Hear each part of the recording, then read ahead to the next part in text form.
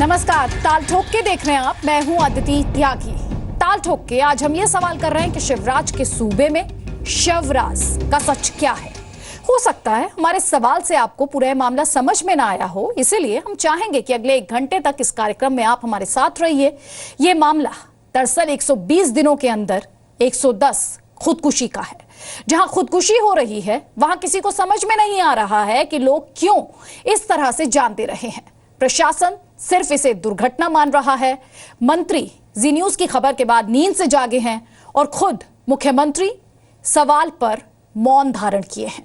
इसीलिए हम ये सवाल उठा रहे हैं कि इतने बड़े राज पर शिवराज मौन क्यों है।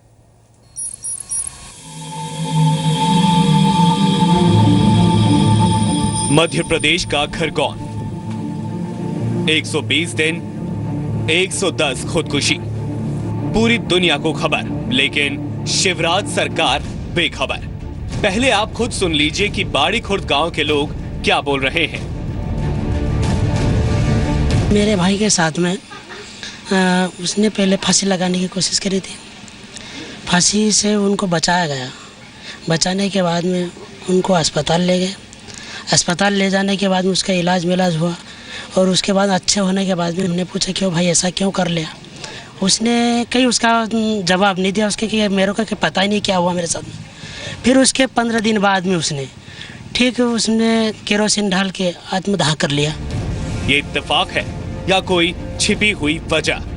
मेरे ब्रदर ने 2 दिन पहले ही बताया था कि 2 दिन बाद मेरे पेपर में फ़ोटो आएगी, तो उसने कीटनाशक दवाई पी और गांव में से चिल्लाता हुआ और दवाई पी के बस में बैठ के हॉस्पिटल मन से ही गया हो।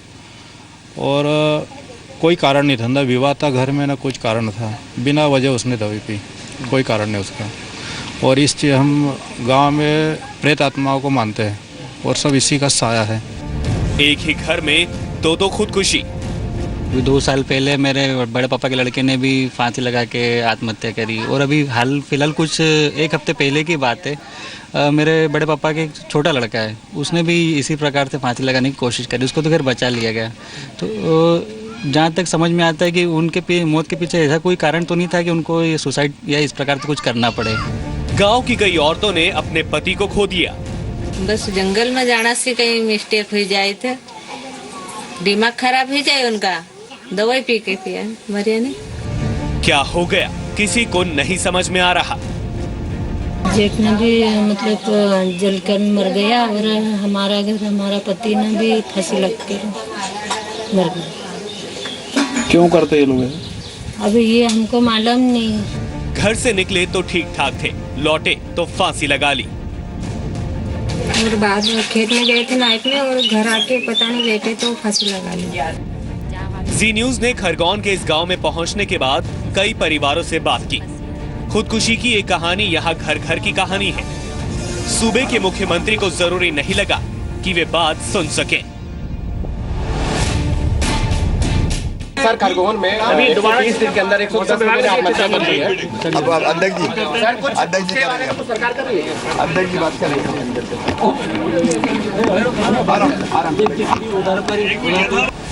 जी न्यूज पर खबर दिखाए जाने के बाद खरगोन का प्रशासन भी बाड़ी खुर्द गांव पहुंच गया है, लेकिन अभी तो मामले को समझने की कोशिश शुरू हुई है। तो आप ये बात तो मानेंगे कम से कम कहीं ना कुछ समस्या तो है जिसको लेकर काम किए जाने की जरूरत है।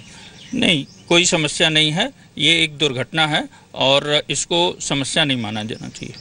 कहीं ना कहीं डिप्रेशन है, कहीं ना कहीं हमारी वो सामाजिक संस्थाएं हैं उनका समाप्तिकरण हो रहा है। लोग चौपाल में बैठ के जो सीनियर लोग हैं वो काउंसलिंग नहीं कर रहे हैं। हमने मध्य प्रदेश के मंत्री गोपाल भार्गव से भी इस मामले पर बात की। उन्होंने कहा अभी तो जानकारी मिली है, मालूम करता हूँ। गोपाल जी, ये क्या चल रहा है खरगोन में सर? 120 दिनों में 110 लोग खुदकुशी कर लेते हैं और प्रशासन सोता रहता है सर। इस बात की जानकारी मुझे आपसे मिल रही है। मालूम करता हूँ क्या कारण है, क्या पृष्ठभूमि है उनकी, क्योंकि आपने जो बताया अभी इसके पहले मुझे कोई जानकारी नहीं थी सर। लगातार दौरे पे हूँ इस समय। प्रशासन क्या कर रहा है सर? राज्य के ही समाचार पत्र में किसी में नहीं आया है। यानी मध्य प्रदेश सरकार की अभी तो नींद खुली है। यही वजह है कि हम कह रहे हैं 120 दिन 110 खुदकुशी। सरकार बेखबर क्यों? दुनिया में खरगोन की चर्चा, शिवराज मौन क्यों? आज इन्हीं सवालों पर बहस ताल ठोक के। तो कई खास मेहमान हमारे साथ हैं। जॉनसन थॉमस साहब हमारे साथ हैं, डायरेक्टर हैं आसरा। थॉमस आसरा एनजीओ के डायरेक्टर हैं। वो एनजीओ आसरा सुसाइड की कोशिश करने वालों पर अध्ययन करता है, स्टडी करता है। इस एनजीओ की हेल्पलाइन में ट्रेन्ड वॉलंटियर्स काम करते हैं। कांग्रेस पार्टी के प्रवक्ता जीतू पटवारी हमारे साथ हैं। जीतू पटवारी मध्य प्रदेश के राऊ विधानसभा क्षेत्र से विधायक हैं, मध्य प्रदेश कांग्रेस कमेटी के सचिव भी हैं। वो गोविंद मालू साहब प्रवक्ता हैं बीजेपी के, मध्य प्रदेश बीजेपी के प्रवक्ता हैं। अगर एकदम प्रिसाइसली बोले तो खरगोन इलाके में सामाजिक क्षेत्र में काफी काम उन्होंने किया है। गिरजा शंकर साहब वरिष्ठ पत्रकार हैं, राजनीतिक विश्लेषक भी हैं, कई किताबें उन्होंने लिखी हैं। आप सभी मेहमानों का बहुत बहुत स्वागत है। आपका रुख करूं उससे पहले अपने दर्शकों को हम खरगोन ही लेकर चलना चाहते हैं। मेरे सहयोगी शरद वहां से लगातार क्या लोग महसूस कर रहे हैं, क्या कुछ वहां पर चल रहा है, वो आपके सामने रख रहा है। शरद, क्या कह रहे हैं लोग, क्या वजह उन्हें लगती है? प्रशासन आज डीएम और एसपी पहुंचे जरूर जी न्यूज पर खबर दिखाई जाने के बाद, लेकिन क्या कोई आश्वासन इन लोगों को दे पाए? क्या अब ये जमीनी हकीकत बदलेगी? सबके जहन में बस यही सवाल है। हाँ बिल्कुल, सबके जहन में ये सवाल है कि आखिरकार ये जो तस्वीर है खरगोन की वो कब बदलेगी। हाँ, ये बात सही है कि आज यहाँ पे जो प्रशासन है वो पूरा पहुंचा था। लोगों से उन्होंने कहा भी है कि वो इस बात की जड़ में जाने की कोशिश करेंगे कि आखिरकार क्या वजह है कि यहाँ पर लोग इस हद तक खुदकुशी कर रहे हैं कि जो आंकड़े हैं वो चौंकाने वाले हैं। इस वक्त कुछ ग्रामीण हमारे साथ मौजूद हैं और जो कुछ बातें हमारे सामने निकल के आई हैं वो बेहद ही चौंकाने वाली हैं। कुछ अंधविश्वास से जुड़ी हुई हैं, कुछ नशे से जुड़ी हुई हैं, लेकिन स्पेसिफिक तौर पे वजह क्या है ये अभी पता नहीं है। अच्छा, ये बताइए कि आज यहाँ पूरा प्रशासन भी आया हुआ था, आपके गाँव की समस्या को वो कितना समझ पाए हैं? देखिए साहब, प्रशासन तो ये अंधविश्वास को नहीं मान रही है, भूत प्रेत आत्मा को नहीं मान रही है, जबकि ये वास्तविकता है कि इस गांव में इस हवा पवन का चक्कर है।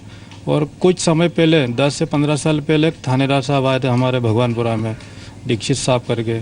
उन्होंने भी इस चीज़ को जाना था और उनके द्वारा भी हमारे गांव में गांव का हवन पूजा को उन्होंने करवाई थी और कुछ पशु की बलि भी दिलाई थी उन्होंने मान लिया था इसको।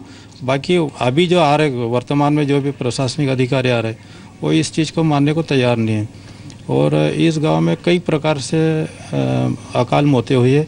अच्छा, आपके परिवार में भी किसी तरह की ऐसी दुर्घटना कोई हुई है जिसके बारे में आप बता सकें, आप जिक्र कर सकें? हाँ, मेरे परिवार में भी हुई है। मतलब मरने वालों को पहले से आभास हो जाता है कि मेरी मौत होने वाली है, कोई उनको आभास हो जाता है ऐसा है। और अगर कोई दवाई अगर इस गांव में पीता है तो उसको उसकी खुशबू पहले से ही आ जाती है और उसको उस कीटनाशक दवाई का स्वाद उसको मीठा लगता है। अच्छा, ये बड़े दिलचस्प बातें बता रहे हैं, बड़ी रहस्यमयी तरीके से बातें बता रहे हैं। हालांकि इस वक्त हमारे साथ जो गांव के सरपंच हैं वो भी मौजूद हैं। अच्छा सरपंच जी, आप बताइए कि ये इतने बड़े पैमाने पर समस्या है, न केवल यहाँ आपके गाँव में, पूरे खरगोन में भी, आपको क्या लगता है कि क्या वजह है इसके पीछे की? सर, इसकी वजह का तो कोई पता नहीं चला सर। जैसे ये सिलसिला 1990 से चल रहा था, 2010 तक चला क्या, तो उसके बाद 11-12 में गांव में सब इकट्ठे हुए और गांव में चंदा किया 1.5-2 लाख रुपए। गांव का पूजन, सब देवी देवताओं पूजन पाठ सब किया। तो उसके बाद 2-3 साल तक शांत वातावरण रहा, सब सुख शांति चैन से रहने लगे। उसके बाद फिर और 2014-15-16 में और ये 3-4 केस हो गए सर जी। 3-4 केस हो गए। तो आप जो लोग हैं वो दरअसल ये बातें बता रहे हैं, ऐसी बातें बता रहे हैं जिन पर भरोसा करना मुश्किल होता है, लेकिन जब स्थानीय लोग हैं, ग्रामीण हैं, जिनके साथ में ये घटनाएं हुई हैं, तो इन पर भरोसा न किया जाए, इसकी भी कोई वजह फिलहाल समझ नहीं आती है।